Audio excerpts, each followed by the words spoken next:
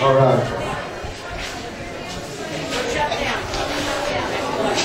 Well, don't you, Pete? If I could have everybody's attention for just a minute.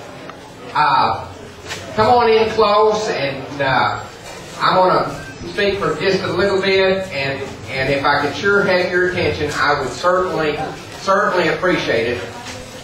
You know, it is such an honor and a privilege to be able to be the principal chief of the Cherokee Nation. It has truly been a blessing in my life. And there's nothing I enjoy any more than traveling around, visiting with family. And that's what we are, folks. We're all cousins. If you're Cherokee, you come from one fire. And we don't have to go back very far before we're real close cousins. And so these family picnics are just exactly that. And I'm here to report to you today that the Cherokee Nation is strong. But more importantly, it is getting stronger every single day. We're building homes for the first time in a decade. We're putting young families in housing that they didn't believe they could ever own a home. The first Americans have been the last Americans to enjoy the American dream. We have young families right now that are getting in new homes, 3-bedroom, brick homes, no particle board, 30-year roofs, garages, and their entire payment is $350 a month, including taxes and insurance.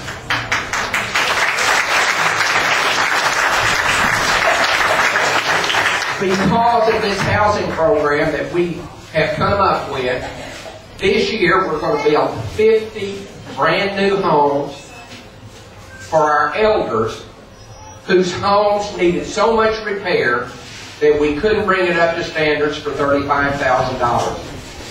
50 families, 50 elders are going to get brand new 3-bedroom brick homes, and they're not going to have to pay a dime.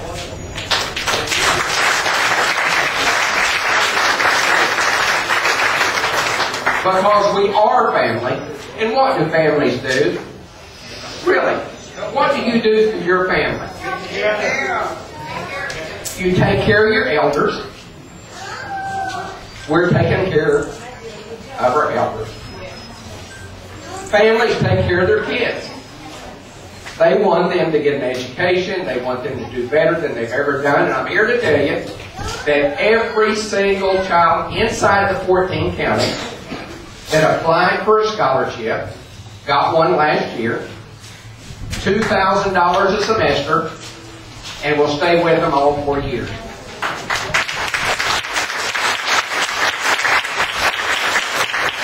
Now I'm here to tell you that we have opened scholarships up to people in your community. Yes, you have. I talked to a young lady yesterday, 40 years old, 2 kids, never thought she would be able to go to college. And she was one of the ladies.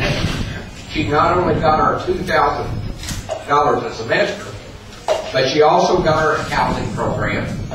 So she's moving to Tahlequah from Wichita.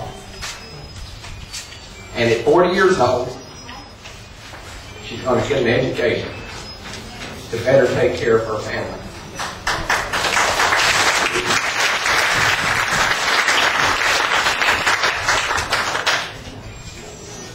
Our businesses and our casinos are doing better than they've ever done. The very first piece of legislation that I was able to sign as principal chief of the Cherokee Nation was a piece of legislation that I proposed as a council member. And it said that we're going to take 5% of all the profits of our businesses, our casinos, and we're going to put it into contract health so that we can help those people that were falling through the cracks, that for one reason or another, they weren't getting the medical care that they needed. God blessed us. We took 5%. He gave us a 12% increase last year. So we still had more money, even after taking the 5%. We had more money to help our people with than we'd ever had. Folks, we intend to have a world-class healthcare system in Cherokee Nation. We've asked Cherokees all across America what's the number one most important thing for them. And 80% said health care. If you don't have your health, you have nothing.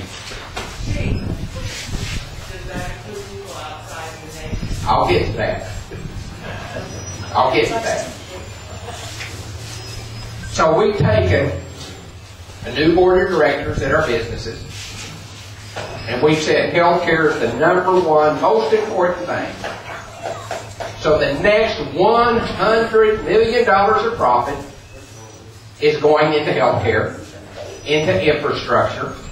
We're building a new clinic just south of Bartlesville. We're building a new clinic in Jay, Oklahoma, because the old clinic is a 70-year-old hospital that we took over. We're adding on to the Man-Killer Clinic in Stillwell because it's overgrown. And we're adding on to the clinic in Salisal because it needed more space. So we believe that we can shorten the lines, we can get people treated better and quicker, and we can improve that health care. We're going to build a brand new 100-bed hospital in Tahlequah. Now, we've got a 28-bed hospital in Tahlequah, and it's been a godsend, but it's way too small. It was designed for 40,000 patient visits a year, and we saw over 300,000 patients last year. So we're going to turn it into a clinic. We're going to build a new 100-bed hospital so that the 6 surgeons that we have on staff can do more surgeries. We've got 2 operating rooms now. We need 6. So that we can fully utilize the doctors we're paying for. And I don't care where you live, if we do that service in Hastings Hospital, you can come no matter where you live and get a knee replacement. Get anything that we do in that hospital, you can get that service no matter where you live. So by expanding it, we have an option for Cherokees that are in Kansas City. Yes, ma'am, it is a 5-hour and 30-minute drive to our hospital.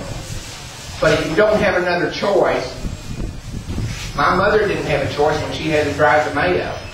And it's a whole lot further from Tahlequah to Mayo than it is from Kansas City to Tahlequah. And we intend to have a world-class healthcare system for Cherokees in the Cherokee Nation. Let me finish. We've been working on an insurance, a cheap insurance, major medical for our Cherokee citizens that live outside the 14 counties. Unfortunately, with Obamacare, the rules are changing. So what the track we were going down is we're going to have to wait and see what Obamacare does before we see what the need is for our Cherokees outside, because we don't want to duplicate and spend our resources for something the federal government's going to do anyway. So we're working on it. But this is the system I inherited. Yes, ma'am, if you want to say something so bad, you just go right ahead.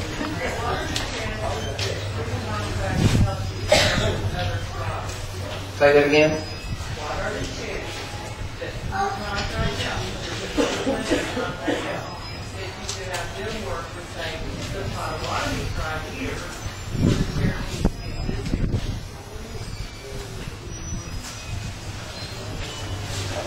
Well, okay. Contract health they count you here. They count you here. We take care of the Potawatomis in Oklahoma. So we just get so much money, and our contract health dollars are, by federal law, have to stay in the 14 counties.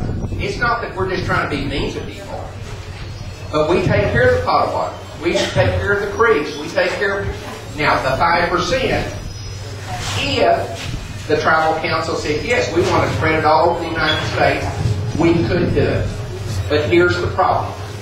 The Cherokee Nation in Oklahoma gets 25, well, they get about half per capita of what the Navajos get in the Phoenix office. And we get about a third per capita of what the Alaska Natives get. So if you really look at our system, they only cover about 25% of our need right there inside the 14 counties of the Cherokee Nation for contract health. The federal government is not keeping up their responsibility and their obligation. But what we have done is we're third-party billing.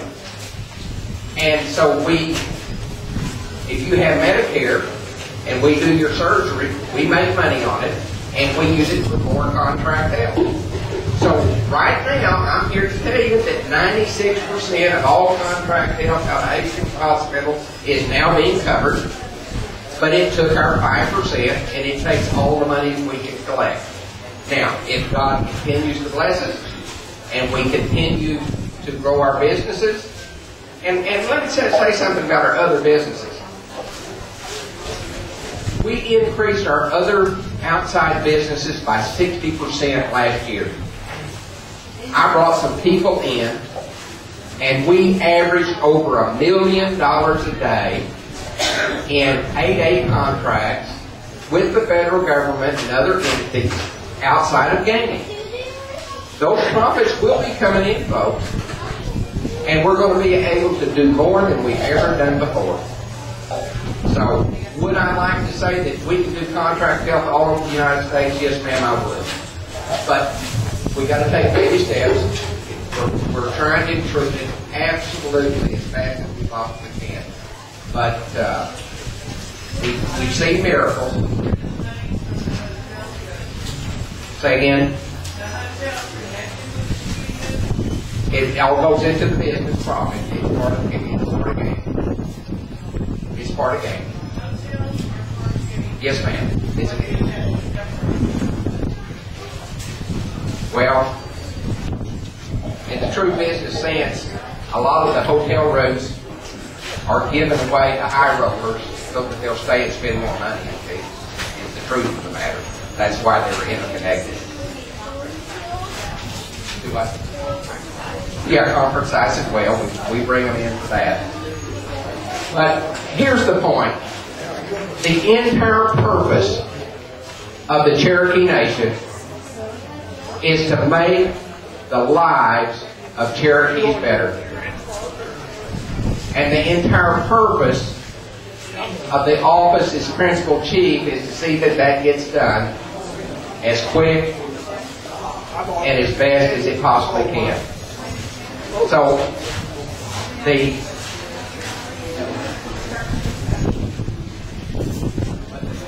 theme this year is homes, which we're building homes again.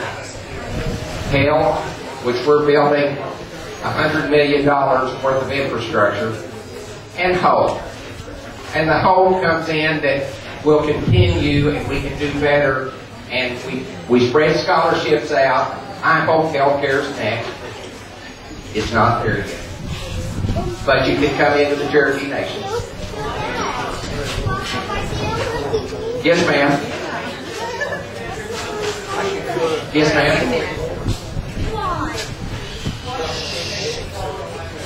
Disabled, handicapped, or elderly, and a home that you own that costs more than $35,000 to bring it up to HUD standard. It'll cost you $350 a month. I've never been asked that question, man. I guess it cost you $70,000.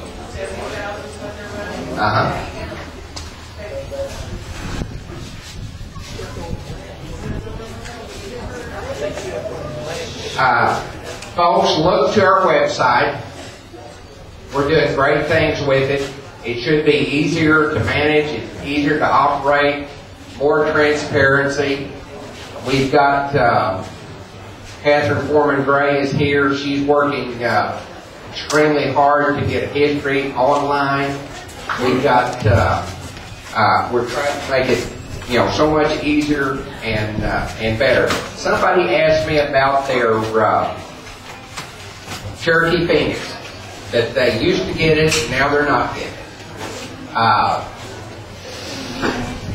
I put in the budget this year a budget so that everybody that gets a photo ID that isn't already getting the Cherokee Phoenix, we're going to try to give you a free 1-year subscription so that it'll start coming to you.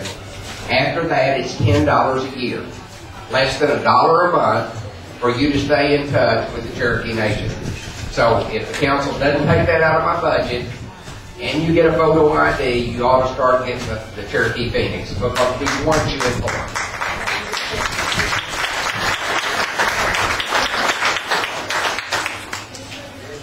But I want you to know that the strength of the Cherokee Nation are its people, no matter where you live.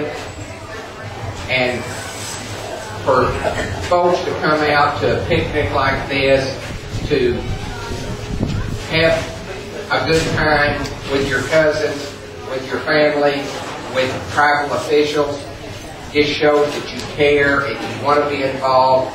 And that's what really makes us strong, is taking care of each other and believing in each other. And so I'm so proud. But what I vow as Principal Chief is to work tirelessly, passionately,